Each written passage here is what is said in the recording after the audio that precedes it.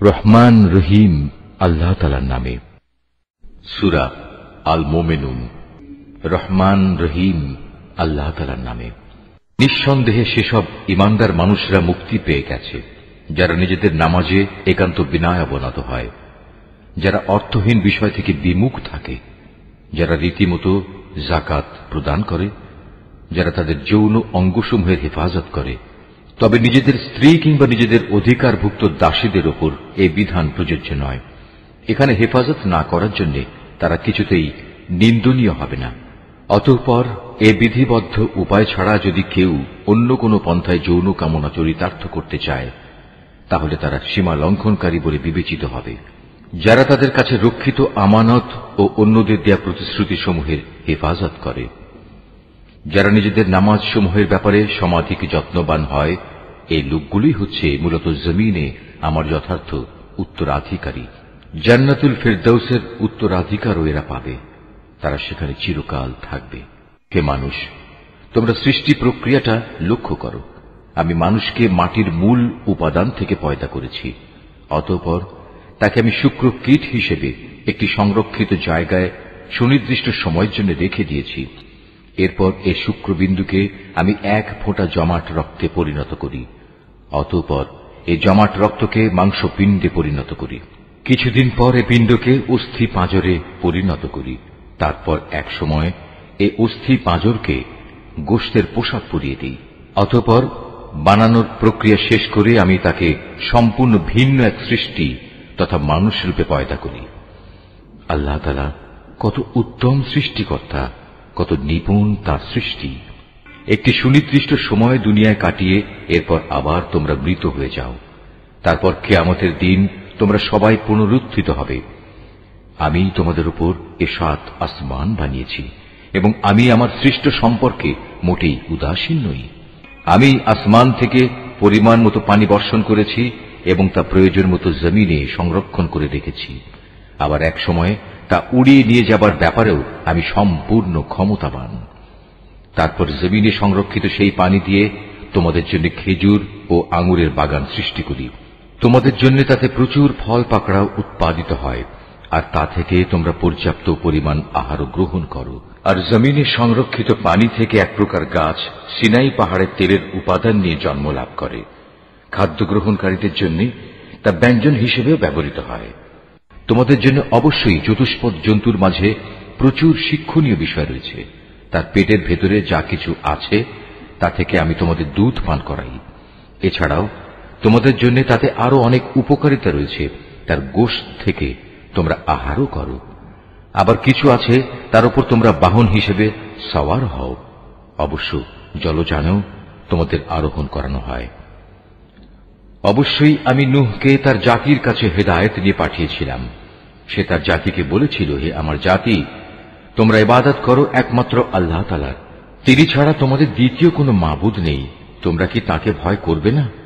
তখন তার জাতির মোড়লরা, যারা তার আগে থেকে কুফরি করছিল, একথা শুনে অন্যদের বলল, এ ব্যক্তি তো তোমাদের মতোই একজন মানুষ। আসলে এ ব্যক্তি তোমাদের উপর নেতৃত্ব করতে চায়। আল্লাহ তাআলা যদি নবী পাঠাতেই চাইতেন তাহলে ফেরেশতাদেরই নবী করে পাঠাতেন। আমরা তো এমন কোন কথা আমাদের পূর্বপুরুষদের জামানায়ও ঘটেছে বলে শুনিনি। মূলত এ মানুষটি এমন যার মধ্যে মনে হয় কিছু পাগলামি এসে গেছে। অতএব তোমরা তার কোনো কথাই কান দিও না, বরং এর ব্যাপারে কয়েকটা নির্দিষ্ট দিন পর্যন্ত অপেক্ষা করো, হয়তো সে এমনিই সেরে যাবে। একথা শুনে নূহ তার মালিকের কাছে দোয়া করল, হে আমার মালিক, এরা যেভাবে আমাকে মিথ্যা সাব্যস্ত করল, তুমি সেভাবেই তাদের মোকাবেলায় আমাকে সাহায্য করো। অতঃপর আমি তার কাছে ওহী পাঠালাম, তুমি আমার তত্ত্বাবধানে আমারই ওহী অনুযায়ী একটি নৌকা প্রস্তুত করো। তারপর যখন আমার আযাবের আদেশ আসবে এবং জমিনের চুল্লি প্লাবিত হয়ে যাবে, তখন সব কিছু থেকে এক এক জোড়া নৌকায় উঠিয়ে নাও। তোমার পরিবার পরিজনদের উঠিয়ে নেবে, তবে তাদের মধ্যে যার ব্যাপারে আল্লাহ তাআলা সিদ্ধান্ত এসে গেছে সে ছাড়া। দেখো, যারা জুলুম করেছে তাদের ব্যাপারে আমার কাছে কোনো আরজি পেশ করো না, কেননা মহাপ্লাবনে আজ তারা নিমজ্জিত হবেই। তারপর যখন তুমি এবং তোমার সাথীরা নৌকায় আরোহণ করবে, তখন শুধু বলবে, সমস্ত প্রশংসা আল্লাহ তাআলার জন্য, যিনি আমাদের একটি অত্যাচারী জাতি থেকে উদ্ধার করেছেন। তুমি নৌকায় উঠে বলো, হে আমার মালিক, তুমি আমাকে জমিনের কোথাও বরকতের সাথে নামিয়ে দাও। একমাত্র তুমিই পারো আমাকে শান্তির সাথে কোথাও নামিয়ে দিতে। নিঃসন্দেহে এ কাহিনীর মধ্যে আমার কুদরতের নিদর্শন রয়েছে। তাছাড়া মানুষদের পরীক্ষা তো আমি সব সময়ই নিয়ে থাকি। এদের পরে আমি আর এক জাতিকে পয়দা করেছিলাম, অতঃপর তাদেরই একজনকে তাদের কাছে নবী করে পাঠিয়েছি, যার দাওয়াত ছিল, হে আমার জাতি, তোমরা এক আল্লাহ তাআলারই ইবাদত করো, তিনি ছাড়া তোমাদের আর কোনো মাবুদ নেই। তোমরা নূহের জাতির ভয়াবহ আযাব দেখেও কি সাবধান হবে না? নবীর কথা শুনে তার জাতির নেতৃস্থানীয় লোকজন, যারা আল্লাহকে অস্বীকার করেছে, মিথ্যা সাব্যস্ত করেছে, পরকালে আল্লাহ তাআলার সাথে সাক্ষাতের বিষয়টিকে, সর্বোপরি যাদের আমি দুনিয়ার জীবনে প্রচুর ভোগ সামগ্রী দিয়ে রেখেছিলাম, তারা অন্য লোকদের বলল, এ ব্যক্তিটি তোমাদের মতো মানুষ ছাড়া অন্য কিছু নয়। তোমরা যা খাও সেও তা খায়, তোমরা যা কিছু পান করো সেও তা পান করে। এমত অবস্থায় তোমরা যদি তোমাদেরই মতো একজন মানুষকে নবী মনে করে তার কথা মেনে চলো, তাহলে তোমরা অবশ্যই ক্ষতিগ্রস্ত হবে। ব্যক্তিটি কি তোমাদের সাথে এই ওয়াদা করেছে যে তোমরা যখন মরে যাবে, যখন তোমরা মাটি ও হাড্ডিতে পরিণত হয়ে যাবে, তখন তোমাদের সবাইকে কবর থেকে আবার উঠিয়ে আনা হবে? আসলে এই যে বিষয়টি যা দিয়ে তোমাদের সাথে এ ওয়াদা করা হচ্ছে, এটা মানুষের বৈষয়িক বুদ্ধি থেকে অনেক দূরে এবং ধরা ছোঁয়ারও অনেক বাইরে। তারা বলল, কিসের আবার পুনরুত্থান? দুনিয়ার জীবনই তো হচ্ছে আমাদের একমাত্র জীবন। আমরা এখানে মরব, এখানেই বাঁচব, আমাদের কখনোই আবার পুনরুত্থিত করা হবে না। নবুয়তের দাবিদার এ ব্যক্তিটি হচ্ছে এমন এক মানুষ যে এসব কথা দ্বারা আল্লাহর উপর মিথ্যা অপবাদ দিচ্ছে। আমরা তার উপর ঈমান আনব না। এদের মিথ্যাচার দেখে সে নবী আল্লাহ তাআলার কাছে দোয়া চাইল এবং বলল, হে আমার মালিক, তুমি এদের মিথ্যার মোকাবেলায় আমাকে সাহায্য করো। আল্লাহ তাআলা বললেন, হ্যাঁ, তুমি ভেবো না, অচিরেই এরা নিজেদের কর্মকাণ্ডের জন্য অনুতপ্ত হবে। অতঃপর সত্যি সত্যি একদিন আমার এক মহাতাণ্ডব এসে তাদের উপর মরণ আঘাত হানল এবং আমি মুহূর্তের মধ্যে তাদের সবাইকে তরঙ্গ তাড়িত আবর্জনার স্তূপ সদৃশ্য বস্তুতে পরিণত করে দিলাম। অতঃপর সবাই বলে উঠল, আল্লাহর গজব নাজিল হোক জালিম সম্প্রদায়ের উপর। আমি তাদের ধ্বংসের পর আরো অনেক জাতিকেই সৃষ্টি করেছি। কোন জাতি তার দুনিয়ার বাঁচার নির্দিষ্ট কাল যেমন ত্বরান্বিত করতে পারেনি, তেমনি সময় এসে গেলে তা কেউ বিলম্বিত করতে পারেনি। অতঃপর দুনিয়ার জাতিসমূহের কাছে আমি একের পর এক রসুল পাঠিয়েছি। যখনই কোন জাতির কাছে তার প্রতি পাঠানো আমার রসুল এসেছে, তখনই তাকে তারা মিথ্যাবাদী বলেছে। অতঃপর আমিও ধ্বংস করার জন্য তাদের এক একজনকে এক একজনের পেছনে ক্রমিক নম্বর লাগিয়ে দিয়েছি। এভাবেই আমি তাদের একদিন ইতিহাসের কাহিনীর বিষয়েও পরিণত করেছি। বিধ্বংস হোক সে জাতি যারা আল্লাহ তাআলার উপর ঈমান আনেনি। তারপর আমি এক সময় আমার আয়াতসমূহ ও সুস্পষ্ট দলিল প্রমাণ দিয়ে মূসা এবং তার ভাই হারুনকে পাঠিয়েছি। তাদের আমি পাঠিয়েছি ফেরাউন ও তার পারিষদদের কাছে, কিন্তু তারা তাদের মেনে নেয়ার বদলে অহংকার করল। তারা ছিল স্পষ্টত একটি নাফরমান জাতি। তারা বলতে লাগল, আমরা কি এমন দুজন মানুষের উপর ঈমান আনব যারা আমাদের মতোই মানুষ, অপরদিকে তাদের জাতীয় হচ্ছে আমাদের সেবাদাস? তারা তাদের উভয়কে মিথ্যাবাদী বলল। ফল এই দাঁড়ালো, তারা ধ্বংসপ্রাপ্ত মানুষদের দলভুক্ত হয়ে গেল। আমি মূসাকে আমার কিতাব দান করেছি যেন লোকেরা তা থেকে হিদায়াত লাভ করতে পারে। এভাবেই আমি মারিয়াম পুত্র ঈসা ও তার মাকে আমার কুদরতের নিদর্শন বানিয়েছি এবং তাদের এক নিরাপদ ও প্রশ্রবণ বিশিষ্ট উচ্চ ভূমিতে আমি আশ্রয় দিয়েছি। হে আমার রাসূলরা, তোমরা পাক পবিত্র জিনিসসমূহ খাও, হামেশা নেক আমল করো, কেননা তোমরা যা কিছু করো সে সম্পর্কে আমি সবিশেষ অবহিত আছি। এই যে তোমাদের জাতি, তা কিন্তু দিনের বন্ধনে একই জাতি, আর আমি হচ্ছি তোমাদের একমাত্র মালিক। অতএব তোমরা আমাকেই ভয় করো। কিন্তু লোকেরা নিজেদের মাঝে এ মৌলিক বিষয়টাকে বহুধা বিভক্ত করে দিয়েছে, আর প্রত্যেক দলের কাছে যা কিছু আছে তা নিয়েই তারা পরিতুষ্ট। অতএব হে নবী, তুমি তাদের একটা সুনির্দিষ্ট সময়ের জন্য নিজে নিজ বিভ্রান্তিতে পড়ে থাকার জন্য ছেড়ে দাও। তারা কি এটা ধরে নিয়েছে আমি তাদের যে ধন সম্পদ ও সন্তান সন্ততি দিয়ে সাহায্য করছি এবং তার অর্থ এই যে আমি সব সময় তাদের জন্য সকল প্রকার কল্যাণ ত্বরান্বিত করে যাব? না, আসলে তা নয়। কিন্তু এরা তো সে সম্পর্কে কিছুই বোঝে না। যারা নিজেদের মালিকের ভয়ে সদা ভীত সন্ত্রস্ত থাকে, যারা তাদের মালিকের নাজিল করা আয়াতসমূহের উপর ঈমান আনে, যারা তাদের মালিকের মালিকানার সাথে অন্য কাউকে শরীক করে না, যারা তার পথে যা কিছু দিতে পারে মুক্ত হস্তে দান করে, তারপরেও তাদের মন ভীত কম্পিত থাকে, তাদের একদিন তাদের মালিকের কাছে ফিরে যেতে হবে। সত্যিকার অর্থে এটাই হচ্ছে সেসব মানুষ যারা নেকির কাজে সদা তৎপর, উপরন্তু তারা সবার চাইতে অগ্রগামীও। আমি কারো উপরই তার সাধ্যাত্মিক বোঝা চাপাই না। প্রত্যেক মানুষের আমল সংক্রান্ত একটি গ্রন্থ আমার কাছে সংরক্ষিত আছে, যা তাদের অবস্থা ঠিক ঠিক বলে দেবে, আর এই ব্যবস্থাপনায় তাদের উপর কোনো জুলুম করা হবে না, বরং তাদের অন্তর এ বিষয়ে আঁধারে আচ্ছন্ন হয়ে আছে। এছাড়াও তাদের জীবনে আরো বহুতর খারাপ কাজ আছে যা তারা সব সময় করে থাকে। এরা এসব কাজ থেকে কখনো ফিরে আসে না যতক্ষণ না আমি তাদের ঐশ্বর্যশীল লোকদের শাস্তি দ্বারা আঘাত করি। তখন তারা সাথে সাথেই আর্তনাদ করে ওঠে। তখন বলা হবে, আজ আর আর্তনাদ করো না, তোমাদের আমার পক্ষ থেকে কোনো সাহায্য করা হবে না। যখন আমার আয়াতসমূহ তোমাদের সামনে পড়ে পড়ে শোনানো হতো, তখন তোমরা আমার নবীদের আওয়াজ শোনা মাত্রই উল্টো দিকে সরে পড়তে নেহায়েত দম্ভ ভরে, পরে নিজেদের মজলিসে গিয়ে অর্থহীন গল্পগুজব জুড়ে দিতে। এরা এই কালাম কোরআনের উপর কি চিন্তা ভাবনা করে না? কিংবা তাদের কাছে নতুন কিছু একটা এসেছে যা তাদের বাপ দাদাদের কাছে আসেনি? অথবা তারা কি তাদের রসুলকে চিনতে পারেনি যে জন্য তারা তাকে অস্বীকার করছে? কিংবা তারা কি একথা বলে তার সাথে কোন রকম পাগলামি রয়েছে? বরং আসল কথা হচ্ছে, রসুল তাদের কাছে সত্য নিয়ে হাজির হয়েছে এবং তাদের অধিকাংশ লোকই এ সত্যকে অপছন্দ করে। যদি এমন হতো সত্য তাদের ইচ্ছা আকাঙ্ক্ষার অনুগামী হয়ে যেত, তাহলে আসমান সমূহ ও জমিন এবং আরো যা কিছু এই উভয়ের মাঝে আছে তার গোটা ব্যবস্থাপনা কবেই ভেঙে বিশৃঙ্খল হয়ে পড়ত। পক্ষান্তরে আমি তাদের কাছে তাদের নিজেদের কাহিনী নিয়ে এসেছি, কিন্তু আশ্চর্য, তারা এখন তাদের নিজেদের কথাবার্তা থেকেই মুখ ফিরিয়ে নিচ্ছে। হে নবী, তবে কি এরা মনে করে তুমি এদের কাছে দিন পৌঁছানোর জন্য কোন রকম পারিশ্রমিক দাবি করছ? অথচ তোমার মালিকের দেয়া পারিশ্রমিক এদের পার্থিব পারিশ্রমিকের তুলনায় অনেক উৎকৃষ্ট, আর তিনি তো হচ্ছেন সর্বোত্তম রিজিক দাতা। তুমি তো তাদের সঠিক পথের দিকেই আহ্বান করছ। অবশ্য যারা আখিরাতের উপর ঈমান আনে না, তারাই কেবল হেদায়েতের সঠিক পথ থেকে বিচ্যুত হয়ে যাচ্ছে।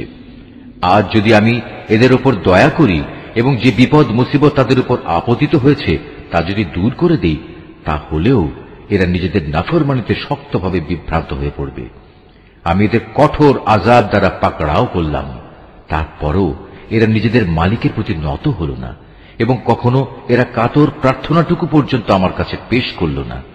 অতঃপর যখন সত্যিই আমি এদের উপর কঠোর আযাবের দুয়ার খুলে দেব, তখন তুমি দেখবে এরা হতাশ হয়ে পড়ছে।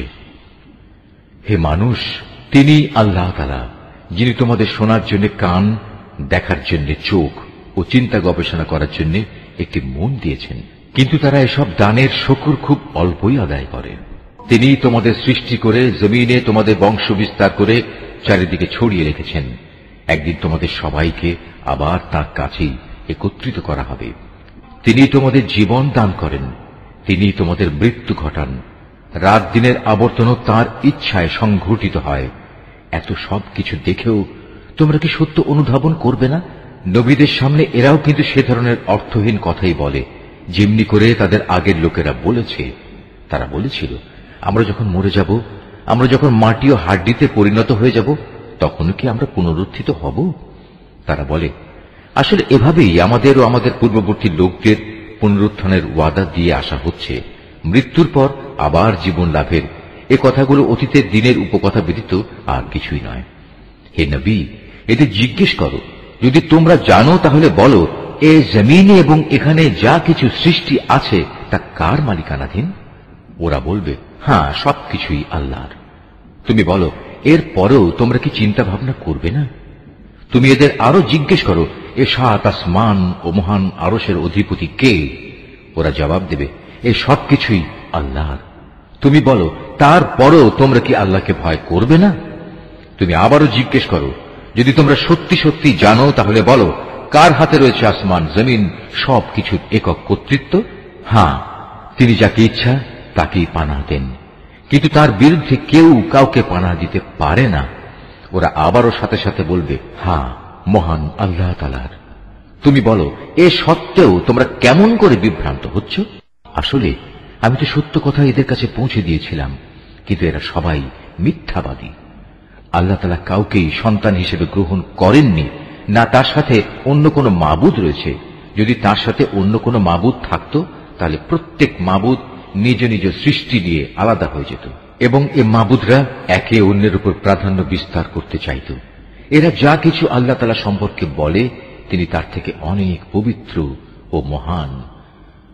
উপস্থিত অনুপস্থিত সব কিছুর সম্মুখ ওয়াকেফাল তিনি। সুতরাং এরা আল্লাহ তাআলার সাথে অন্যদের যেভাবে শরীক করে, তিনি তার চাইতে অনেক পবিত্র।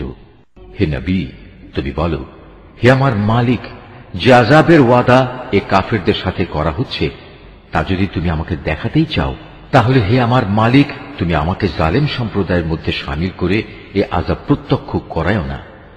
হে নবী, আমি তাদের কাছে যে আযাবের ওয়াদা করেছি তা অবশ্যই তোমাকে দেখাতে সক্ষম।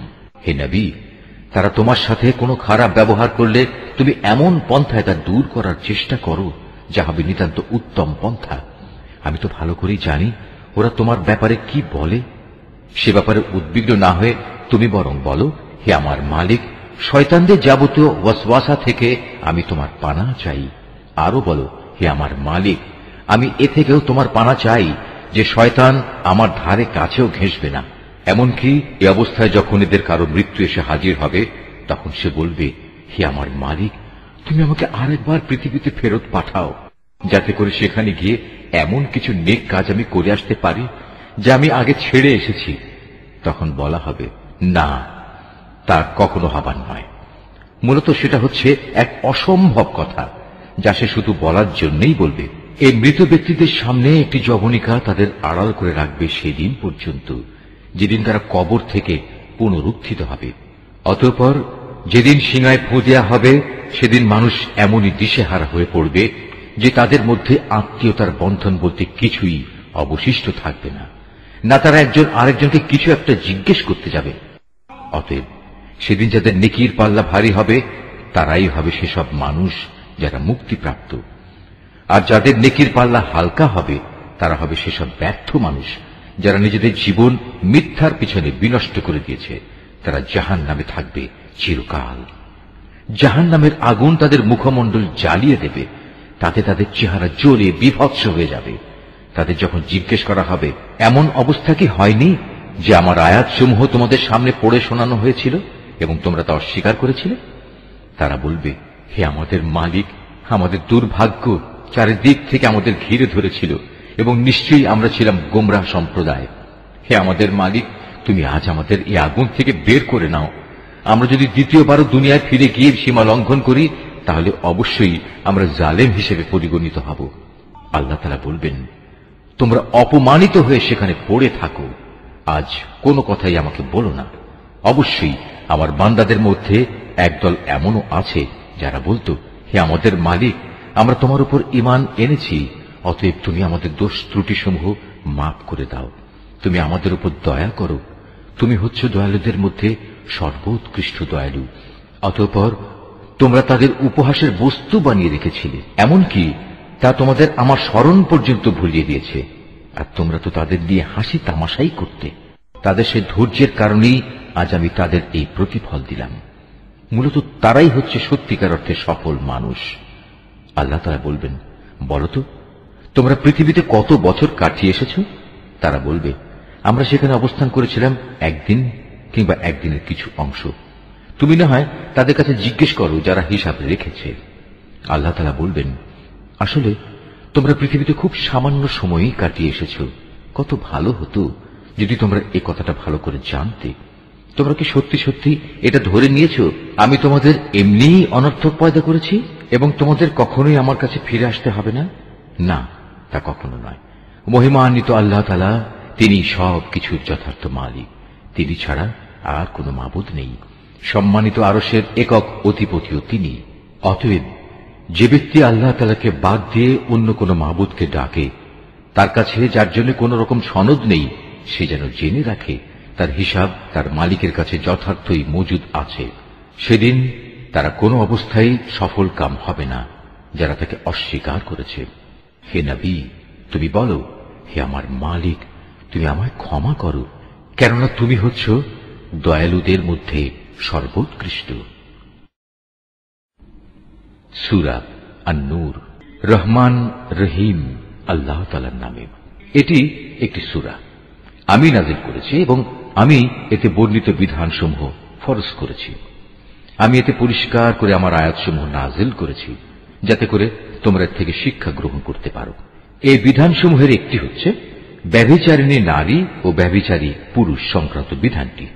এদের ব্যাপারে আদেশ হচ্ছে তাদের প্রত্যেককে তোমরা 100টি করে বেত্রাঘাত করবে। আল্লাহর দ্বীনের আদেশ প্রয়োগের ব্যাপারে ওদের প্রতি কোন রকম দয়া যেন তোমাদের মনে না আসে। যদি তোমরা আল্লাহ তাআলা ও পরকালের উপর ঈমান এনে থাকো, তাহলে মোমেনদের একটি দল যেন তাদের এই শাস্তি প্রত্যক্ষ করার জন্য সেখানে মজুদ থাকে। আল্লাহর হুকুম হচ্ছে ব্যভিচারী পুরুষ কেবলমাত্র ব্যভিচারিণী মহিলাকেই বিয়ে করবে, কিংবা বিয়ে করবে কোন মুশরিক নারীকে। ব্যভিচারিণী মহিলা কেবলমাত্র ব্যভিচারী পুরুষকেই বিয়ে করবে, কিংবা বিয়ে করবে কোন মুশরিক পুরুষকে। সাধারণ মোমেনদের জন্য এই বিয়েকে হারাম করা হয়েছে। অপরদিকে যারা খামাখা সতী সাধ্বী নারীদের উপর ব্যভিচারের অপবাদ আরোপ করবে এবং এর সপক্ষে 4 জন সাক্ষী হাজির করতে পারবে না, তাদের 80টি বেত্রাঘাত করবে এবং ভবিষ্যতে আর কখনো তাদের সাক্ষ্য গ্রহণ করবে না, কেননা এরা হচ্ছে নিকৃষ্ট গুনাহগার। অবশ্য যেসব ব্যক্তি এ অন্যায়ের পর তওবা করে এবং নিজেদের শুধরে নেয় তাদের কথা আলাদা। আল্লাহ তাআলা অবশ্যই ক্ষমাশীল ও বড় দয়ালু। আর যারা নিজেদের স্ত্রীদের উপর ব্যভিচারের অপবাদ আরোপ করে অথচ নিজেরা ছাড়া তাদের কাছে অপবাদের পক্ষে অন্য কোনো সাক্ষ্য মজুদ থাকে না, তবে এটাই তাদের সাক্ষ্য যে তারা আল্লাহর নামে 4 বার শপথ করে বলবে অবশ্যই এ অভিযোগের ব্যাপারে সে সত্যবাদী। এরপর 5ম বার শপথ করার সময় বলবে মিথ্যাবাদীর উপর যেন আল্লাহ তাআলার গজব নাজিল হয়। কোন স্ত্রীর উপর থেকেও এভাবে আনিত অভিযোগের শাস্তি রহিত করা হবে যদি সেও 4 বার আল্লাহর নামে কসম করে বলে এ পুরুষ ব্যক্তিটি হচ্ছে আসলেই মিথ্যাবাদী। অতঃপর সেও 5ম বার শপথ করার সময় বলবে সে অভিযোগকারী ব্যক্তিটি সত্যবাদী হলে তার অভিযুক্তের উপরও আল্লাহর অভিশাপ নেমে আসুক। হে মোমেনরা, যদি তোমাদের উপর আল্লাহ তাআলার অনুগ্রহ ও তাঁর দয়া না থাকত, তাহলে তোমরা এসব নীতিমালা থেকে মাহরুম থেকে যেতে। অবশ্যই আল্লাহ তাআলা হচ্ছেন মহান তওবা গ্রহণকারী এবং প্রবল প্রজ্ঞাময়। যারা এই নবী পরিবার সম্পর্কে মিথ্যা অপবাদ নিয়ে এসেছে তারা তো ছিল তোমাদের একটি ক্ষুদ্র দল। এই বিষয়টি তোমরা তোমাদের জন্য খারাপ ভেবো না, বরং তা হবে তোমাদের জন্য একান্ত কল্যাণকর। এদের মধ্যে প্রতিটি ব্যক্তি যে যতটুকু গুনাহ করেছে সে ততটুকুই তার ফল পাবে, আর তাদের মধ্যে যে সবচেয়ে বেশি এ কাজে অংশগ্রহণ করেছে তার জন্য আযাবও বেশি রয়েছে। যদি এই মিথ্যা ঘটনাটি শোনার পর মোমেন পুরুষ ও মোমেন নারীরা নিজেদের ব্যাপারে একটা ভালো ধারণা পোষণ করত, কত ভালো হতো যদি তারা একথা বলতো এটা হচ্ছে এক নির্জল অপবাদ মাত্র। যারা অপবাদ রটালো তারাই বা কেন এ ব্যাপারে 4 জন সাক্ষী হাজির করল না? যেহেতু তারা প্রয়োজনীয় 4 জন সাক্ষী হাজির করতে পারেনি, তাই আল্লাহ তাআলার আইনের কাছে তারাই হচ্ছে মিথ্যাবাদী। হে মোমেনরা, যদি দুনিয়া ও আখিরাতে তোমাদের উপর আল্লাহ তাআলার দয়া ও অনুগ্রহ না থাকত, তাহলে একজন নবী পত্নীর যে বিষয়টি তোমরা চর্চা করছিলে তার জন্য একটি বড় ধরনের আযাব এসে তোমাদের স্পর্শ করত। তোমরা এই মিথ্যাকে নিজেদের মুখে মুখে প্রচার করছিলে, নিজেদের মুখ দিয়ে এমন সব কথা বলে যাচ্ছিলে যে ব্যাপারে তোমাদের কোনো কিছু জানা ছিল না। তোমরা একে একটি তুচ্ছ বিষয় মনে করছিলে, কিন্তু তা ছিল আল্লাহ তাআলার কাছে একটি গুরুতর বিষয়। তোমরা যখন ব্যাপারটা শুনলে তখন সাথে সাথে কেন বললে না আমাদের এটা মোটেই সাজে না যে আমরা এই ব্যাপারে কোনো কথা বলবো? আল্লাহ তাআলা অনেক পবিত্র, অনেক মহান। সত্যি এ ছিল এক গুরুতর অপবাদ। আল্লাহ তাআলা তোমাদের উপদেশ দিচ্ছেন, তোমরা যদি সত্যি মোমেন হও তাহলে কখনো এরূপ আচরণের পুনরাবৃত্তি করো না। আল্লাহ তাআলা তার আয়াতসমূহ স্পষ্ট করে তোমাদের সামনে বিবৃত করেন এবং আল্লাহ তাআলা সব কিছু জানেন, তিনি বিজ্ঞ কুশলী। যারা মোমেনদের মাঝে মিছে অপবাদ রটনা করে, অশ্লীলতার প্রসার কামনা করে, তাদের জন্য রয়েছে দুনিয়া ও আখিরাতে মর্মন্তুদ শাস্তি। আল্লাহ তাআলা সব কিছু জানেন, তোমরা কিছুই জানো না। হে মোমেনরা, যদি তোমাদের উপর আল্লাহ তাআলার দয়া ও অনুগ্রহ না থাকত, তাহলে একটা বড় ধরনের বিপর্যয় ঘটে যেত। অবশ্যই আল্লাহ তাআলা বড়ই দয়ালু ও স্নেহপ্রবণ। হে মানুষ, তোমরা যারা ঈমান এনেছ, তারা কখনো শয়তানের পদাঙ্ক অনুসরণ করো না। তোমাদের মধ্যে যে কেউই শয়তানের পদাঙ্ক অনুসরণ করে, সে যেন জেনে রাখে সে অভিশপ্ত শয়তান, তো তাকে অশ্লীলতা ও মন্দ কাজেরই আদেশ দেবে। যদি তোমাদের উপর আল্লাহ তাআলার দয়া ও অনুগ্রহ না থাকত, তাহলে তোমাদের মধ্যে কেউই কখনো পাক পবিত্র হতে পারত না। কিন্তু আল্লাহ তাআলা যাকে চান তাকে পবিত্র করেন, এবং আল্লাহ তাআলা সব কিছু শোনেন, তিনি সব কিছু জানেন। তোমাদের মধ্যে যারা দ্বীনি মর্যাদা ও পার্থিব ঐশ্বর্যের অধিকারী, তারা যেন কখনো এ মর্মে শপথ না করে যে তারা তাদের গরিব আত্মীয় স্বজন, অভাবগ্রস্ত এবং যারা আল্লাহ তাআলার রাস্তায় হিজরত করেছে তাদের কোন রকম সাহায্য করবে না। বরং তাদের উচিত তারা যেন তাদের ক্ষমা করে দেয় এবং তাদের দোষ ত্রুটি উপেক্ষা করে। তোমরা কি এটা চাও না আল্লাহ তাআলা তোমাদের গুনাহ মাফ করে দিন? আল্লাহ তাআলা ক্ষমাশীল ও পরম দয়ালু। যারা সতীসাধ্যী নারীদের প্রতি ব্যভিচারের অপবাদ আরোপ করে, যারা এই অপবাদের ব্যাপারে কোনো খবরই রাখে না, সর্বোপরি যারা ঈমানদার, তাদের প্রতি অপবাদ আরোপকারী এসব মানুষদের জন্য দুনিয়া ও আখিরাতের উভয় স্থানেই অভিশাপ দেয়া হয়েছে। উপরন্তু তাদের জন্য রয়েছে কঠোর আযাব। সেদিন তাদের কৃতকর্ম সম্বন্ধে স্বয়ং তাদের জিহ্বাসমূহ, তাদের হাতগুলো ও তাদের পাগুলো তাদের বিরুদ্ধে সাক্ষ্য দেবে। সেদিন আল্লাহ তাআলা তাদের যথার্থ প্রাপ্য পুরোপুরি আদায় করে দেবেন এবং তারা জেনে নেবে আল্লাহ তাআলাই হচ্ছেন সুস্পষ্ট সত্য। জেনে রেখো, নষ্ট নারীরা হচ্ছে নষ্ট পুরুষদের জন্য, নষ্ট পুরুষরা হচ্ছে নষ্ট নারীদের জন্য, আবার ভালো নারীরা হচ্ছে ভালো পুরুষদের জন্য, ভালো পুরুষরা হচ্ছে ভালো নারীদের জন্য। মুনাফিক লোকেরা এ ভালো মানুষগুলো সম্পর্কে যা কিছু বলে, তারা তা থেকে পাক পবিত্র। আখিরাতে এদের জন্য রয়েছে ক্ষমা ও সম্মানজনক রিজিক। হে ঈমানদার ব্যক্তিরা, তোমরা নিজেদের ঘর ছাড়া অন্য কারো ঘরে সে ঘরের লোকদের অনুমতি না নিয়ে ও তাদের প্রতি সালাম না করে কখনো প্রবেশ করো না। নৈতিকতা ও শালীনতার দিক থেকে এটা তোমাদের জন্য উত্তম পন্থা। আল্লাহ তাআলা তোমাদের এসব বলে দিচ্ছেন যাতে করে তোমরা কথাগুলো মনে রাখতে পারো। ঘরের দরজায় গিয়ে যদি তোমরা কাউকে সেখানে না পাও, তাহলে সেখানে প্রবেশ করো না যতক্ষণ না তোমাদের ঘরে ঢোকার অনুমতি দেয়া হবে। যদি কোনো অসুবিধার কথা জানিয়ে তোমাদের বলা হয় তোমরা ফিরে যাও, তাহলে এমতাবস্থায় তোমরা অবশ্যই বিনা দ্বিধায় ফিরে যাবে। এটা তোমাদের জন্য সব দিক থেকে উত্তম। তোমরা যখন যা কিছু করো, আল্লাহ তাআলা সে সম্পর্কে সবিশেষ অবহিত থাকেন। তবে যেসব ঘরে কেউ বসবাস করে না, যেখানে তোমাদের কোনো মাল সামানা রয়েছে, তেমন কোনো ঘরে প্রবেশে তোমাদের কোনো পাপ নেই। কেননা আল্লাহ তাআলা জানেন যা কিছু তোমরা প্রকাশ করো, আবার যা কিছু তোমরা গোপন করো তাও তিনি জানেন। হে নবী, তুমি মোমেন পুরুষদের বলো তারা যেন তাদের দৃষ্টি নিম্নগামী ও সংযত করে রাখে এবং তাদের লজ্জাস্থানসমূহকে হেফাজত করে। এটাই হচ্ছে তাদের জন্য উত্তম পন্থা।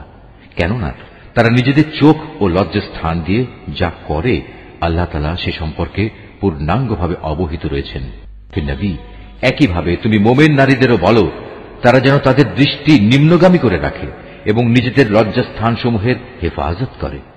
তারা যেন তাদের সৌন্দর্য প্রদর্শন করে না বেড়ায়, তবে তার শরীরের যে অংশ এমনিই খোলা থাকে সেসব অংশের কথা আলাদা।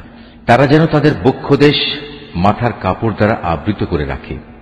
তারা যেন তাদের স্বামী, তাদের পিতা, তাদের শ্বশুর, তাদের ছেলে, তাদের স্বামীর আগের ঘরের ছেলে, তাদের ভাই, তাদের ভাইয়ের ছেলে, তাদের বোনের ছেলে, তাদের সচরাচর মেলামেশার মহিলা, নিজেদের অধিকারভুক্ত সেবিকা দাসী, নিজেদের অধীনস্থ এমন পুরুষ যাদের মহিলাদের কাছ থেকে কোনো কিছুই কামনা করার নেই, কিংবা এমন শিশু যারা এখনো মহিলাদের গোপন অঙ্গ সম্পর্কে কিছুই জানে না, এসব মানুষ ছাড়া তারা যেন অন্য কারো সামনে নিজেদের সৌন্দর্য প্রকাশ না করে।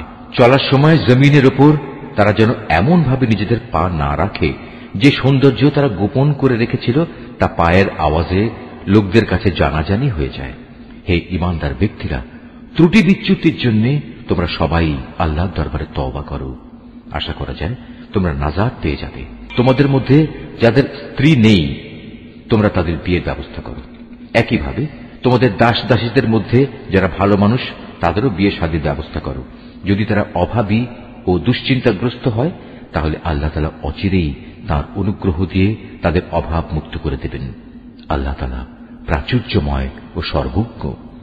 যাদের বিয়ে করে ব্যয়ভার বহন করার সামর্থ্য নেই আল্লাহ তাআলা তাদের নিজ অনুগ্রহে অভাব মুক্ত না করা পর্যন্ত তারা যেন সংযম অবলম্বন করে। তোমাদের অধিকারভুক্ত দাস দাসীদের ভেতর যারা মুক্তির কোন অগ্রিম লিখিত চুক্তি লিখিয়ে নিতে চায় তোমরা তাদের তা লিখে দাও। যদি তোমরা তাদের এ চুক্তির মধ্যে কোনো ভালো সম্ভাবনা বুঝতে পারো তাহলে আল্লাহ তাআলা তোমাদের যে সম্পদ দান করেছেন তা থেকে তাদের মুক্তির সময় মুক্ত হস্তে দান করবে। তোমাদের অধীনস্থ দাসীদের যারা সতীসাধ্যী থাকতে চায় নিছক পার্থিব ধন সম্পদের আশায় কখনো তাদের ব্যভিচারের জন্য বাধ্য করো না। যদি তোমাদের কেউ তাদের এ ব্যাপারে বাধ্য করে তাহলে তারা যেন আল্লাহ তাআলার কাছে ক্ষমা প্রার্থনা করে, কারণ তাদের এ বাধ্য করার পরেও তওবাকারীদের প্রতি আল্লাহ তাআলা হামেশাই ক্ষমাশীল ও পরম দয়ালু। হে মুমিনরা, আমি তোমাদের কাছে সুস্পষ্ট আয়াতসমূহ নাজিল করেছি, আরো উদাহরণ হিসেবে পেশ করেছি তোমাদের আগের মানুষদের ঘটনাগুলো। পরহেজগার লোকদের জন্য তা ছিল শিক্ষণীয় উপদেশ। আল্লাহ তাআলাই হচ্ছেন আসমান সমূহ ও জমিনের নূর। তাঁর এ নূরের উদাহরণ হচ্ছে তা যেমন একটি তাকের মতো, তাতে একটি প্রদীপ রাখা আছে। প্রদীপটি আবার স্থাপন করা হয়েছে স্বচ্ছ একটি কাঁচের আবরণের ভেতর। কাঁচের আবরণটি হচ্ছে উজ্জ্বল একটি তারার মতো। তা প্রজ্বলিত করা হয় পবিত্র জৈতুন গাছ নিঃসৃত তেল দ্বারা, যা শুধু পূর্ব দিকের সূর্যের আলো থেকেই আলোকপ্রাপ্ত নয়, পশ্চিম দিকের সূর্যের আলোকপ্রাপ্তও নয়, বরং এটি সব সময়ই প্রজ্বলিত থাকে। আবার এর তেল এত পরিষ্কার দেখলে মনে হয় তা বুঝি নিজে নিজেই জ্বলে উঠবে, যদি আগুন তাকে ততক্ষণে স্পর্শ না করে থাকে। আর যদি আগুন স্পর্শ করেই ফেলে তাহলে তা হবে নূরের উপর নূর। আল্লাহ তাআলা তার অদৃশ্য নূরের দিকে যাকে চান তাকেই হেদায়েত দান করেন। আল্লাহ তাআলা এভাবে মানুষদের বোঝানোর জন্য নানা উপমা পেশ করে থাকেন। আল্লাহ তাআলা প্রত্যেক বিষয় সম্পর্কেই সম্যক অবগত আছেন। এসব ব্যক্তিদের সে ঘরসমূহে পাওয়া যাবে যার মধ্যে আল্লাহ তাআলার সম্মান মর্যাদা উন্নীত করা এবং তাতে তার নিজের পবিত্র নাম স্মরণ করার জন্য সবাইকে আদেশ দিয়েছেন। সেসব জায়গাসমূহে সকাল সন্ধ্যা এরা আল্লাহ তাআলার পবিত্রতা ও মহিমা ঘোষণা করে। তারা এমন লোক, ব্যবসা বাণিজ্য তাদের কখনো আল্লাহ তাআলা থেকে গাফিল করে দেয় না। না বেচাকেরা তাদের আল্লাহ তাআলা স্মরণ, নামাজ প্রতিষ্ঠা ও যাকাত আদায় করা থেকে গাফিল রাখতে পারে। তারা সেদিনকে ভয় করে যেদিন তাদের অন্তর ও দৃষ্টিশক্তি ভীত বিহ্বল হয়ে পড়বে। যারা নেক কাজ করে আল্লাহ তাআলা তাদের যথার্থ উত্তম পুরস্কার দেবেন। তিনি তার অনুগ্রহে তাদের যা পাওনা তার চাইতে বেশি দান করবেন। মূলত আল্লাহ তাআলা যাকে চান তাকে অপরিমিত রিজিক দান করেন। অপরদিকে যারা আল্লাহ তাআলাকে অস্বীকার করে তাদের দৈনন্দিন কার্যকলাপ হচ্ছে একটি প্রতারণার মতো, যেমন মরুভূমিতে মরীচিকা। পিপাসার্ত মানুষ দূরে থেকে তাকে পানি বলে মনে করল, পরে যখন সে তার কাছে এলো তখন সেখানে পানির মতো কিছুই সে পেল না। এভাবে প্রতারণা ও মরীচিকার জীবন শেষ হয়ে গেলে সে শুধু আল্লাহ তাআলাকেই তার পাশে পাবে। অতঃপর তিনি তার পাওনা পূর্ণ মাত্রায় আদায় করে দেবেন। নিঃসন্দেহে আল্লাহ তাআলা তড়িৎ হিসাব গ্রহণে সক্ষম। কিংবা তাদের কর্মকাণ্ডের উদাহরণ হচ্ছে একটি অতল সমুদ্রের অভ্যন্তরস্থ গভীর অন্ধকারের মতো। অতঃপর তাকে একটি বিশাল আকারের ঢেউ এসে ঢেকে আরো অন্ধকার করে দিল। তার উপর আরো একটি ঢেউ এলো, তার উপর ছেয়ে গেল কিছু ঘন কালো মেঘ। এক অন্ধকারের উপর এলো আর এক অন্ধকার। যদি কেউ এই অবস্থায় তার হাত বের করে, আধারের কারণে তার তা দেখার কোনো সম্ভাবনা থাকবে না। বস্তুত আল্লাহ তাআলা যার জন্য কোনো আলো বানাননি তার জন্য তো কোথাও থেকে আলোর সম্ভাবনা থাকবে না। হে মানুষ, তুমি কি চিন্তা ভাবনা করে দেখোনি যত সৃষ্টি আসমান সমূহ পৃথিবীতে আছে তারা সবাই আল্লাহর পবিত্রতা ও মহিমা ঘোষণা করে। আর পাখিকুল যারা পাখা বিস্তার করে আকাশে উড়ে চলেছে তারাও এ কাজ করে চলেছে। এরা সবাই নিজ নিজ নামাজ ও নিজ নিজ তাসবিহ পাঠ পদ্ধতি জেনে নিয়েছে। এরা যে যা করছে আল্লাহ তাআলা তার সম্যক অবগত রয়েছেন। মূলত আসমান সমূহ ও জমিনের যাবতীয় সার্বভৌমত্ব একমাত্র আল্লাহরই জন্য। সব কিছুকে তার কাছেই ফিরে যেতে হবে। তুমি কি এও দেখো না, আল্লাহ তাআলাই এ মেঘমালা সঞ্চালিত করেন, অতঃপর তিনি তাকে তার টুকরোগুলোর সাথে জুড়ে দেন, তারপর তাকে স্তরে স্তরে সাজিয়ে রাখেন, পুঞ্জীভূত করেন। অতঃপর একসময় তুমি মেঘের ভেতর থেকে বৃষ্টির ফোঁটাসমূহ বেরিয়ে আসতে দেখবে। আরও দেখবে আসমানের শিলাস্তর থেকে তিনি শিলা বর্ষণ করেন এবং যার উপর চান তার উপরই তা বর্ষণ করেন। আবার যাকে চান তাকে তিনি তার আঘাত থেকে অব্যাহতিও দেন। মেঘের বিদ্যুৎ ঝলক চোখে ধাঁধা লাগিয়ে দেয়, মনে হয় তা বুঝি দৃষ্টিশক্তিকে এক্ষুনি নিষ্প্রভ করে দিয়ে যাবে। আল্লাহ তাআলাই রাত ও দিনের পরিবর্তন ঘটান। অবশ্যই অন্তর্দৃষ্টি সম্পন্ন মানুষদের জন্য এর মাঝে আল্লাহ তাআলার কুদরতের অনেক শিক্ষা রয়েছে। আল্লাহ তাআলা বিচরণশীল প্রতিটি জীবকেই পানি থেকে পয়দা করেছেন। অতঃপর তাদের মধ্যে কিছু চলে তার বুকের উপর ভর দিয়ে, কিছু চলে 2 পায়ের উপর, আবার কিছু চলে 4 পায়ের উপর ভর করে। আল্লাহ তাআলা যখন যা চান তখন তাই পয়দা করেন। অবশ্যই তিনি সব কিছুর উপর ক্ষমতাবান। আমি অবশ্যই হিদায়াতের জন্য সুস্পষ্ট আয়াতসমূহ নাজিল করেছি, আর এর মাধ্যমে আল্লাহ তাআলা যাকে চান তাকে সহজ সরল পথে পরিচালিত করেন। যারা মুনাফিক তারা বলে, আমরা আল্লাহ তাআলা ও রাসূলের উপর ঈমান এনেছি এবং আমরা তার আনুগত্য করি। একটু পরেই তাদের একটি দল আল্লাহ তাআলা ও তার রাসূলের আদেশ থেকে মুখ ফিরিয়ে নেয়। বস্তুত ওরা আসলেই মুমিন নয়। যখন সত্যি সত্যি ওদের আল্লাহ তাআলা ও তার রাসূলের দিকে আহ্বান করা হয়, যাতে করে আল্লাহর রাসূলের পক্ষ থেকে তাদের পারস্পরিক বিরোধের মীমাংসা করা যায়, তখন তাদের একটি দল পাশ কেটে সরে পড়ে। যদি এ বিচার ফয়সালা তাদের সপক্ষে যায়, তাহলে তারা একান্ত বিনীতভাবে তার কাছে ছুটে আসে। এদের অন্তরে কি কুফরের কোনো ব্যাধি আছে, না এরা রাসূলের নবুয়তের ব্যাপারে সন্দেহ পোষণ করে, অথবা এরা কি ভয় করে আল্লাহ তাআলা ও তার রাসূল ওদের প্রতি কোন রকম অবিচার করবেন?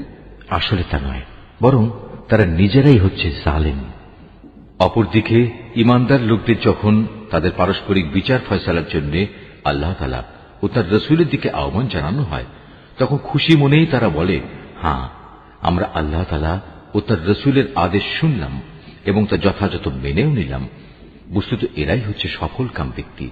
যারা আল্লাহ তাআলা ও তার রাসূলের আনুগত্য করে, আল্লাহ তাআলাকে ভয় করে এবং তার নাফরমানি করা থেকে বেঁচে থাকে, তারাই হচ্ছে সফলকাম। হে নবী, এ মুনাফিক লোকেরা আল্লাহ তাআলার নামে শক্ত কসম খেয়ে বলে, আমরা তোমার এতই অনুগত যে তুমি যদি আদেশ করো তাহলে আমরা ঘর বাড়ি ছেড়ে অবশ্যই তোমার সাথে বেরিয়ে যাব। হে নবী, তুমি বলো, তোমরা বেশি শপথ করো না, তোমাদের আনুগত্য আমার তো জানাই আছে। তোমরা যা কিছু করো আল্লাহ তাআলা তা ভালো করেই জানেন। হে নবী, তুমি এদের আরো বলো, তোমরা আল্লাহ তাআলার আনুগত্য করো আল্লাহর রাসূলের। হ্যাঁ, তোমরা যদি মুখ ফিরিয়ে নাও তাহলে জেনে রেখো, আল্লাহ তাআলা দ্বীন পৌঁছানোর যে দায়িত্ব তার উপর দেয়া হয়েছে তার জন্য সে দায়ী। অপরদিকে আনুগত্যের যে দায়িত্ব তোমাদের উপর দেয়া হয়েছে তার জন্য তোমরা দায়ী। যদি তোমরা তার কথা মতো চলো তাহলে তোমরা সঠিক পথ পাবে। রাসূলের কাজ হচ্ছে আল্লাহ তাআলার কথাগুলো ঠিক ঠিক মতো পৌঁছে দেয়া। তোমাদের মধ্যে যারা আল্লাহ তাআলার উপর ঈমান আনে এবং সে অনুযায়ী নেক কাজ করে, তাদের সাথে আল্লাহ তাআলা ওয়াদা করেছেন তিনি জমিনে তাদের অবশ্যই খেলাফত দান করবেন, যেমনি ভাবে তিনি তাদের আগের লোকদের খেলাফত দান করেছিলেন। সর্বোপরি যে জীবন বিধান তিনি তাদের জন্য পছন্দ করেছেন তাও তাদের জন্য সমাজে ও রাষ্ট্রে সুদৃঢ় করে দেবেন। তাদের ভয়ের অবস্থাকে নিরাপত্তা ও শান্তিতে বদলে দেবেন। তবে এজন্য শর্ত হচ্ছে তারা শুধু আমারই গোলামি করবে, আমার সাথে কাউকে শরীক করবে না। এরপরেও যে এবং যারা তার নিয়ামতের নাফরমানি করবে তারাই গুনাহগার বলে পরিগণিত হবে। হে মুসলমানরা, তোমরা নামাজ প্রতিষ্ঠা করো, যাকাত দাও, রাসূলের আনুগত্য করো। আশা করা যায় তোমাদের উপর দয়া ও অনুগ্রহ করা হবে। কাফিরদের ব্যাপারে কখনো একথা ভেবো না যে তারা জমিনে আমাকে অক্ষম করে দেবে। তাদের ঠিকানা হচ্ছে জাহান্নাম, আর কত নিকৃষ্ট এই ঠিকানা। হে মানুষ, তোমরা যারা ঈমান এনেছ, মনে রেখো তোমাদের অধিকারভুক্ত দাস দাসীরা এবং তোমাদের মধ্যে থেকে যারা এখনো বয়ঃপ্রাপ্ত হয়নি, তারা যেন 3টি সময়ে তোমাদের কাছে আসার জন্য অনুমতি চেয়ে নেয়। সে সময়গুলো হচ্ছে ফজর নামাজের আগে, দুপুরে যখন তোমরা কিছুটা আরাম করার জন্য নিজেদের পরিধেয় বস্ত্র শিথিল করো, এবং এশার নামাজের পর মূলত এ তিনটি সময় হচ্ছে তোমাদের পর্দা অবলম্বনের সময়। এগুলো ছাড়া অন্য সময় আসা যাওয়ার ব্যাপারে তোমাদের উপর কোনো দোষ নেই, না এতে তাদের জন্য কোন রকম দোষ আছে। কেননা তোমরা তো প্রায়ই একে অপরের কাছে যাতায়াত করে থাকো। আল্লাহ তাআলা এভাবেই নিজের নির্দেশগুলো সুস্পষ্টভাবে বর্ণনা করেন। বস্তুত আল্লাহ তাআলা মহাজ্ঞানী, তিনি প্রবল প্রজ্ঞাবান। তোমাদের নিজেদের সন্তানরাও যখন বয়ঃপ্রাপ্ত হয়ে যায় তখন তারা যেন তোমাদের কামরায় প্রবেশের আগে সেভাবেই অনুমতি নেয় যেমনি তাদের আগে বড়রা অনুমতি নিত। আল্লাহ তাআলা এভাবেই তাঁর আদেশসমূহ তোমাদের কাছে খুলে খুলে বর্ণনা করেন। আল্লাহ তাআলা সব কিছু জানেন, তিনি পরম কুশলী বটে। বৃদ্ধা নারী যাদের এখন আর কারো বিয়ের বন্ধনে আসার আশা নেই, তাদের উপর কোনো দোষ নেই যদি তারা তাদের শরীর থেকে অতিরিক্ত কাপড় খুলে রাখে। তবে শর্ত হচ্ছে তারা সৌন্দর্য প্রদর্শনকারী হবে না। অবশ্য এ অতিরিক্ত কাপড় খোলা থেকেও যদি তারা বিরত থাকতে পারে তা তাদের জন্য ভালো। আল্লাহ তাআলা সব কিছু শোনেন, আল্লাহ তাআলা সবকিছু জানেন। যে ব্যক্তি অন্ধ তার উপর কোনো বিধি নিষেধ নেই, যে পঙ্গু তার জন্যও কোনো বিধি নিষেধ নেই, যে ব্যক্তি অসুস্থ তার উপরও কোনো বাধ্যবাধকতা নেই, এবং তোমাদের নিজেদের উপরও কোনো দোষ নেই যদি তোমরা তোমাদের নিজেদের ঘর থেকে কিছু খেয়ে নাও। একইভাবে এটাও তোমাদের জন্য দূষণীয় হবে না যদি তোমরা তোমাদের পিতা পিতামহের ঘরে, মায়েদের ঘরে, ভাইদের ঘরে, বোনদের ঘরে, চাচাদের ঘরে, ফুপুদের ঘরে, মামাদের ঘরে, খালাদের ঘরে, এমন সব ঘরে যার চাবি তোমাদের অধিকারে রয়েছে, কিংবা তোমাদের বন্ধুদের ঘরে কিছু খাও। অতঃপর এতেও কোনো দোষ নেই যে এসব জায়গায় তোমরা সবাই একত্রে খাবে কিংবা আলাদা আলাদা খাবে। তবে যখনই এসব ঘরে প্রবেশ করবে তখন একে অপরের প্রতি সালাম করবে। এটা হচ্ছে আল্লাহর কাছ থেকে তাঁরই নির্ধারিত কল্যাণময় এক পবিত্র অভিবাদন। এভাবেই আল্লাহ তাআলা তোমাদের জন্য তার আয়াতসমূহ বিশদভাবে বর্ণনা করেন যাতে করে তোমরা বুঝতে পারো। খাঁটি ইমানদার ব্যক্তি তো হচ্ছে তারা যারা আল্লাহ তাআলা ও তার রসুলের উপর ঈমান আনে। কখনো যদি তারা কোনো সমষ্টিগত ব্যাপারে তার সাথে একত্রিত হয় তাহলে যতক্ষণ তারা তার কাছ থেকে অনুমতি চাইবে না ততক্ষণ তারা সেখান থেকে কেউ সরে যাবে না। হে নবী, যারা আল্লাহ তাআলা ও তার রসুলের উপর বিশ্বাস করে যদি তারা কখনো তাদের নিজেদের কোনো কাজে বাইরে যাবার জন্য তোমার কাছে অনুমতি চায় তাহলে তুমি যাকে ইচ্ছা তাকে অনুমতি দিও এবং আল্লাহ তাআলার কাছে এদের গুনাহ মাফের জন্য দোয়া করো। অবশ্যই আল্লাহ তাআলা ক্ষমাশীল ও পরম দয়ালু। হে মুসলমানরা, যখন নবী তোমাদের ডাকে তখন তার ডাককে পারস্পরিক ডাকের মতো মনে করো না। আল্লাহ তাআলা সেসব লোকদের ভালো করেই জানেন যারা নিজেদের আড়াল করে নবীর সামনে থেকে নানা অজুহাতে সরে যায়। সুতরাং যারা তার আদেশের বিরুদ্ধাচরণ করে তাদের এ ব্যাপারে ভয় করা উচিত। তাদের উপর এ বিরুদ্ধাচরণের জন্য এ দুনিয়ায় কোনো বিপর্যয় এসে পড়বে কিংবা পরকালে কোনো কঠিন আযাব এসে তাদের গ্রাস করে নেবে। হে মানুষ, তোমরা জেনে রেখো আসমান সমূহ ও জমিনে যা কিছু আছে তা সবই আল্লাহ তাআলার জন্য নিবেদিত। তোমরা যে অবস্থার উপর আছো আল্লাহ তাআলা তা ভালো করেই জানেন। যেদিন মানুষ সবাই তাঁর দিকেই প্রত্যাবর্তিত হবে সেদিন তিনি তাদের সব কিছুই জানিয়ে দেবেন যা কিছু তারা দুনিয়ায় করত। আল্লাহ তাআলা সব বিষয়ই ওয়াকিবহাল। সূরা আল ফুরকান। রহমান রহিম আল্লাহ তাআলার নামে। কত মহান তিনি, যিনি তাঁর বান্দার উপর সত্য মিথ্যার মাঝে পার্থক্যকারী এই ফুরকান নাজিল করেছেন, যাতে করে সে ব্যক্তি এর দ্বারা সৃষ্টিকুলের জন্য সতর্ককারী হতে পারে। তিনি এমন সত্তা, তার জন্য রয়েছে আসমান সমূহ ও জমিনের সার্বভৌমত্ব। তিনি কখনো কাউকে নিজের সন্তান বলে গ্রহণ করেননি, না তার এ সার্বভৌমত্বে অন্য কারো কোনো শরিকানা আছে। তিনি প্রতিটি বস্তু পয়দা করেছেন এবং তিনি তার সৃষ্টির জন্য আলাদা আলাদা পরিমাপ নির্ধারণ করেছেন। এ সত্ত্বেও এ মুশরিক লোকেরা তাকে বাদ দিয়ে এমন কিছুকে মাবুদ বানিয়ে নিয়েছে যারা কিছুই সৃষ্টি করতে পারে না, বরং তাদেরই সৃষ্টি করা হয়েছে। সত্য কথা হচ্ছে তারা যেমন নিজেরা নিজেদের ক্ষতি করতে সক্ষম নয় তেমনি নিজেরা নিজেদের কোনো উপকারও করতে সক্ষম নয়। তারা কাউকে মৃত্যু দিতে পারে না, কাউকে জীবনও দিতে পারে না, তেমনি পারে না কেউ একবার মরে গেলে তাকে পুনরায় উঠিয়ে আনতে। যারা আল্লাহ তাআলাকে অবিশ্বাস করে তারা এই কোরআন সম্পর্কে বলে, এ তো মিথ্যা ছাড়া আর কিছুই নয়, যা এ ব্যক্তি নিজে থেকে বানিয়ে নিয়েছে এবং অন্য জাতির লোকেরা তাকে এই ব্যাপারে সাহায্য করেছে। মূলত এসব কথা বলে এরা এক জঘন্য জুলুম ও নির্জলা মিথ্যা নিয়ে হাজির হয়েছে। তারা বলে এ কোরআন হচ্ছে সেকালের উপকথা, যা এ ব্যক্তি লিখিয়ে নিয়েছে এবং সকাল সন্ধ্যায় তার সামনে এগুলো পড়া হয়। হে নবী, তুমি এদের বলো, এ কোরআন তিনিই নাজিল করেছেন, যিনি আকাশসমূহ ও জমিনের সমুদয় রহস্য জানেন। তিনি অত্যন্ত ক্ষমাশীল ও পরম দয়ালু। ওরা বলে, এ আবার কেমন ধরনের রাসূল যে আমাদের মতো করে খাবার খায় এবং আমাদের মতোই হাটে বাজারে চলাফেরা করে? কেন তার কাছে কোনো ফেরেশতা নাজিল করা হলো না যে তার সাথে আযাবের সতর্ককারী হয়ে থাকত? কিংবা গায়েব থেকে তার কাছে কোনো ধনভাণ্ডার এসে পড়ল না কেন? অথবা কমপক্ষে তার কাছে একটি বাগানই না হয় থাকত, যা থেকে সে খাবার সংগ্রহ করে খেত? এ জালেম লোকেরা মুসলমানদের আরো বলে, তোমরা তো আসলে একজন জাদুগ্রস্ত ব্যক্তির অনুসরণ করছো। হে নবী, চেয়ে দেখো ওরা তোমার সম্পর্কে কি ধরনের কথা বানাচ্ছে। এরা আসলে গোমরা হয়ে গেছে, কখনো তারা আর সঠিক পথ পাবে না।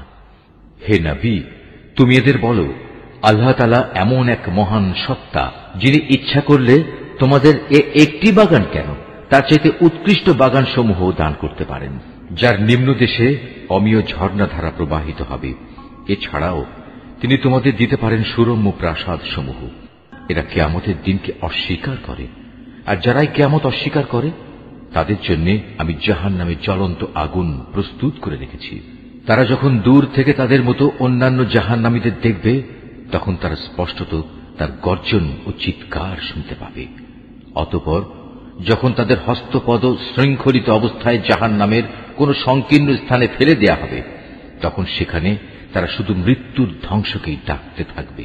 তাদের তখন বলা হবে, আজ তোমরা ধ্বংস হওয়াকে একবারই শুধু দেখো না, বরং বহুবার ধ্বংসকে ডাকো। কোনো কিছুই আজ তোমাদের কাজে আসবে না। হে নবী, এদের তুমি বলো, এটা জাহান্নামের কঠোর আযাব শ্রেয়, না সেই স্থায়ী জান্নাত যার ওয়াদা পরহেজগার লোকদের আগেই দিয়ে রাখা হয়েছে। এই জান্নাত হচ্ছে তাদের যথাযথ পুরস্কার ও চূড়ান্ত প্রত্যাবর্তনের স্থান। সেখানে তারা যা কিছু পেতে চাইবে তাই তাদের জন্য মজুদ থাকবে, তাও আবার থাকবে স্থায়ীভাবে। এ প্রতিশ্রুতি পালন তোমার মালিকের দায়িত্ব, যেদিন তিনি এ মুশরিক ব্যক্তিদের এবং তাদের মাবুদদের, যাদের এরা আল্লাহর বদলে ইবাদত করত, সবাইকে একত্রিত করবেন। অতঃপর তিনি সে মাবুদদের জিজ্ঞেস করবেন, তোমরাই কি আমার এ বান্দাদের গোমরাহ করেছ, না তারা নিজেরাই বিচ্যুত হয়ে গেছে? ওরা জবাবে বলবে, হে আল্লাহ তাআলা, তুমি পবিত্র, তুমি মহান। আমরা তো ছিলাম তোমারই বান্দা, তোমার বদলে অন্যকে অভিভাবক রূপে গ্রহণ করা আমাদের শোভনীয় ছিল না। তুমি তো এদের এবং এদের পিতৃপুরুষদের যথেষ্ট ভোগের সামগ্রী দিয়েছিলে।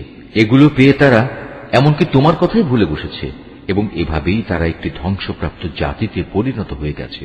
আল্লাহ তাআলা বলবেন, তোমাদের মাবুদরা তো তোমাদের কথা মিথ্যা প্রতিপন্ন করল, অতএব এখন তোমরা আর আমার আযাব সরাতে পারবে না, না তোমরা আজ কারো সাহায্য পাবে।